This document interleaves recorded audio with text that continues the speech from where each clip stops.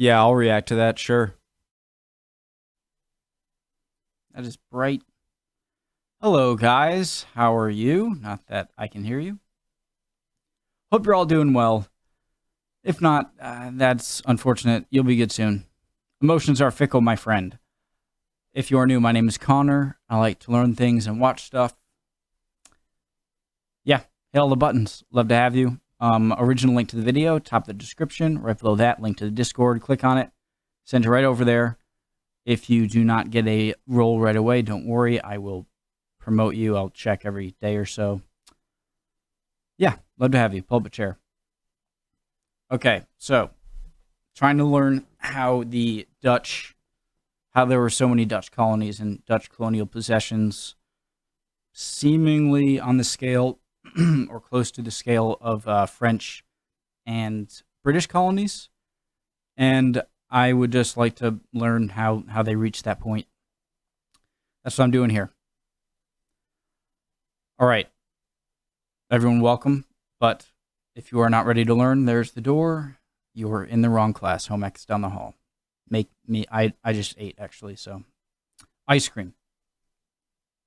Let's go. The Netherlands. A tiny European country that is actually one of the wealthiest and most important economic centers of the continent. The surprising success of the Dutch is invariably tied to one company, which was arguably the greatest and most successful one in history. Today we'll see how the Netherlands transformed from a swampy backwater into a global trading empire thanks to the Dutch East India Company. This video is brought to you by Cheddar, who made a video about a different kind of spice than the ones the Dutch were trading. Make sure to use but when his you're link. finished here, make sure to check out their channel. Helps them out. The Netherlands today might be an economic powerhouse, but back in the 16th century... Sorry for pausing so early. What's going on there? A guy with like a bucket of blood on his head, or worse? Well, Okay. Today might be an economic powerhouse, but back in the 16th century, well, it wasn't doing too great. To start things off, it wasn't even independent. Instead, it was under the domain of the Spanish Empire. As one of the earliest European colonizers, the Spanish Empire controlled vast territories across the world, and used the money it gained from slavery and trade to fund numerous wars of conquest and suppression. The Netherlands ultimately became victim of one such war. I missed that. And used the money it gained from slavery and trade to fund numerous wars of conquest and suppression. The Netherlands ultimately became victim of one such war. They had become part of the empire unwittingly due to marriage and spent the next 80 years trying to break free. But the Dutch independence effort ran into a big problem very early on. You see, the Dutch were a seafaring people. Fishing and mercantile shipping was their thing, and they had been doing it for centuries. The main goods they shipped were spices coming from the Far East, but this was before the Dutch had any colonies of their own. Back then, Portugal held a virtual monopoly on the spice trade, controlling all the major trade routes to Asia and back. Thus, what the Dutch did was to buy all their spices from Lisbon and then ship them around Europe to sell them at a profit. Guys, I already have a question, like how they could transport goods and not have colonies, but I'm gonna ask them at the end of the video, not that long, so I don't. To buy all their spices from Lisbon and then ship them around Europe to sell them at a profit. But Portugal was absorbed into the Spanish Empire in 1580, and of course the first thing the Spanish did was to close off Lisbon to the Dutch merchants. Suddenly, the main artery of the Dutch economy had been cut off, You gotta find and there was way. really only one thing the Dutch merchants could do. They had to sail to the Far East and build their own trading network. At first, this effort was very decentralized. Merchants from various Dutch cities would establish companies for single voyages. Essentially, they would fund a few ships and their sailors, and they would send them off to find a new trade route to the Far East. Some missions were successful and came back with lots of spices, but most did not go very smoothly. During the first 6 years of the expedition effort, a total of 65... Sorry, but what I would do to go in a time machine and then just like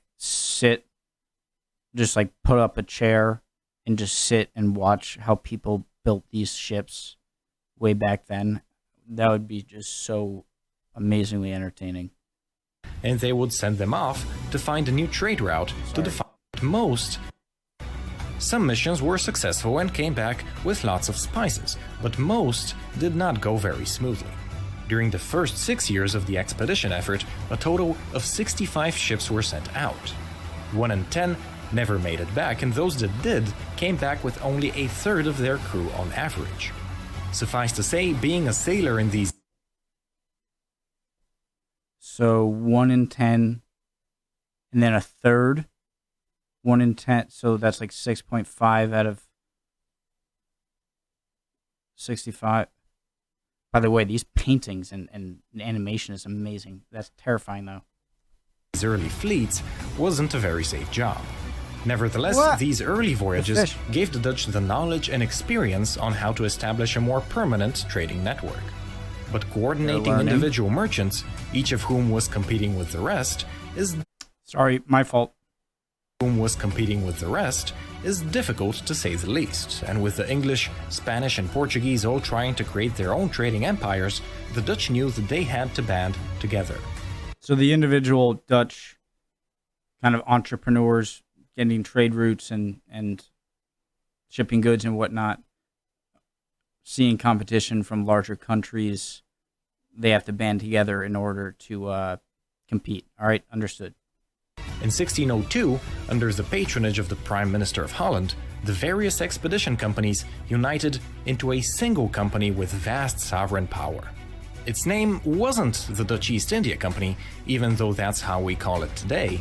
It was actually the United East India Company, or VOC for short, and its creation marked a new chapter in the history of the Netherlands. Can I just say, it's such a great logo. The political motivations were clear. The Dutch needed a new economic engine to fight off the Spanish and to restore their war-torn country.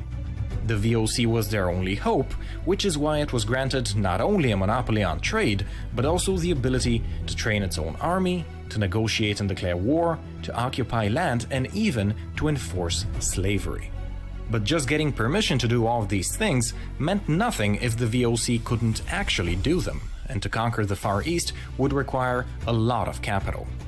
The VOC, however, figured out an ingenious solution, which would later on become the cornerstone of modern capitalism. In the center of Amsterdam, the VOC built a trading house, where every Dutch citizen could go and buy shares of the company, effectively giving the VOC money now in exchange for a claim on its profits in the future. The VOC had effectively created the world's first stock market, and the VOC itself had become the first publicly traded company in history. So, question. Well, there's no way that's got to be... There's never been another time where you can kind of loan money in return for future... Never mind. Pretty much every rich man in the Netherlands invested in the VOC, and even many immigrants did so. In total, the VOC's initial public offering raised over 6 million guilders, which is equivalent to about $110 million today. And keep in mind, this is coming from a country that's half occupied by Spain and whose economy had been in the drain for a decade. Of course, circumstances were favorable to the Dutch. The Spanish Empire was at war with England. Guys, just forgive me for... Look, I'm not, especially if you're new to the channel, I'm not the greatest learner. I try. I never was. I try my hardest, but... And I have the attention span of a 3-year-old, and sometimes I need to, like, go back a few times. So if something was said earlier that I'm like, wait, what is this? And it's like they told you 2 minutes ago. Sometimes it takes me a... Bear with me, all right? Sometimes I need to rewind. Circumstances were favorable. Economy had been... Keep in mind, this is coming from a country that's half occupied by Spain and whose economy had been in the drain for a decade. So Spain, Spanish occupiers know nothing of this. Is this like an underground stock market? Of course, circumstances were favorable to the Dutch. Beautiful The Spanish Empire was at war with England at the time, allowing the Dutch to sweep into the Far East and kick out the Portuguese establishment. The first victim of the VOC's colonial ambitions was Indonesia. The Dutch conquered modern-day Jakarta in 1611. slaughtering the locals and building vast spice plantations on nearby islands. With the island of Java as its headquarters, the VOC spread throughout the Far East.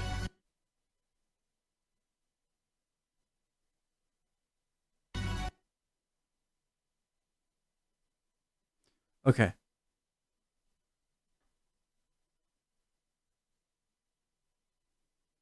Inbound route to Galé. Is Galé Indonesia?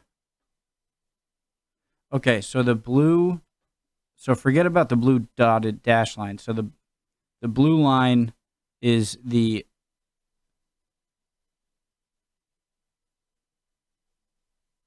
route that they take to go to either Sri Lanka or to Indonesia, Jakarta area. And the green is the return from Sri Lanka or Jakarta, or, Java.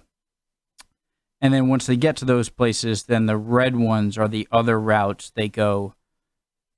I'm not sure if there's another group of boats responsible for that, or if a ship goes here and then does the regional trade network routes, or if there's just at these stopping points, like Java and Sri Lanka, they then send them to the next ships whose job it is to go the regional trade networks.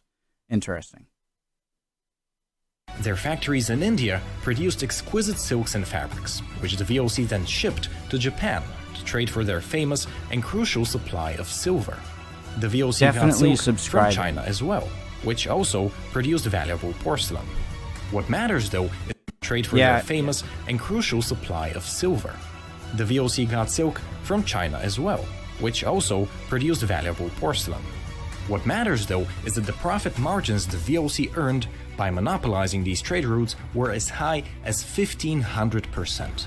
And all of this money was, of course, being funneled into the Netherlands. They finally won their independence in 1648, and with that out of the way, the VOC's profits were invested in one type of project unique to the Netherlands: land reclamation.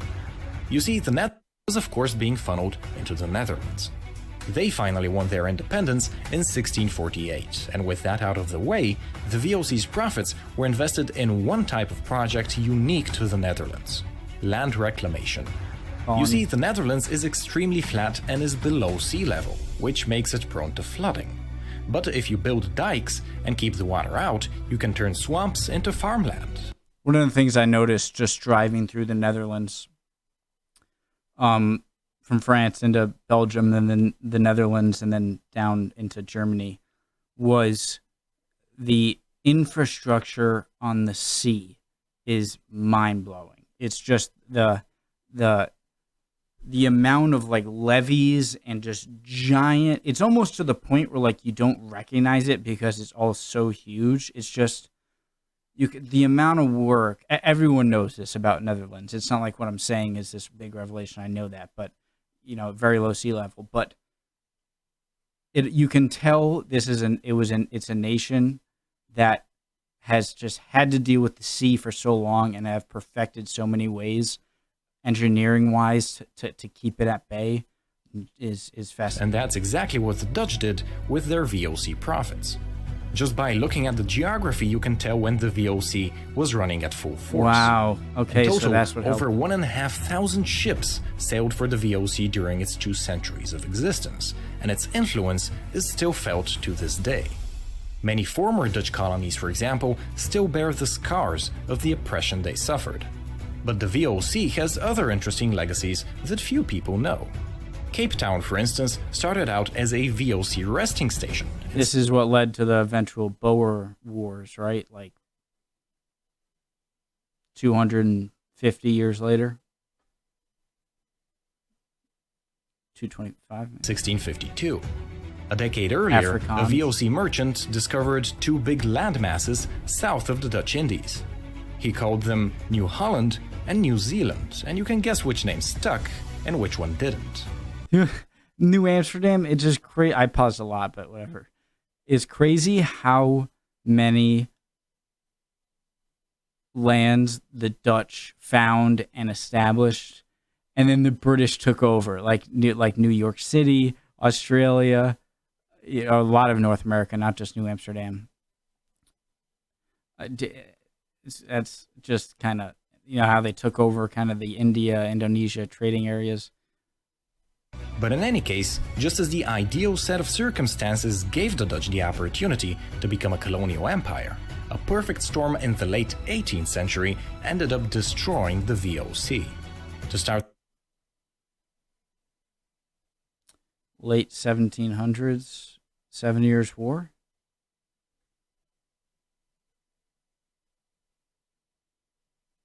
Conflict with Britain. things off, the Dutch lost a disastrous war against the British in 1784. Hey, I'm learning. Which disrupted the VOC's network in Asia. What was that? Then, just a decade later, the newly created French Republic invaded the Netherlands and conquered them. With the British attacking in Asia and the French attacking at home, the VOC really had no chance, and officially went into bankruptcy in 1799. Sadly, without the spice trade, the Netherlands lost their status as a global power. And you still have the best port in Europe. Speaking of spice, Cheddar, who were kind enough... I just want to say, I'll go back to this, but one, wow. I have a big thing to say about the whole thing and kind of my summary that I learned so far, but man, this channel, such good editing and the imagery, it was so awesome. Some like, especially some, this one, it's like, look at this. It did, came back with only a third. There were a bunch of them right there. And kick out. Awesome. But so, okay. You know this like neck thing I do that I do all the time? I stretch my neck. I swear I started doing that when I started the channel.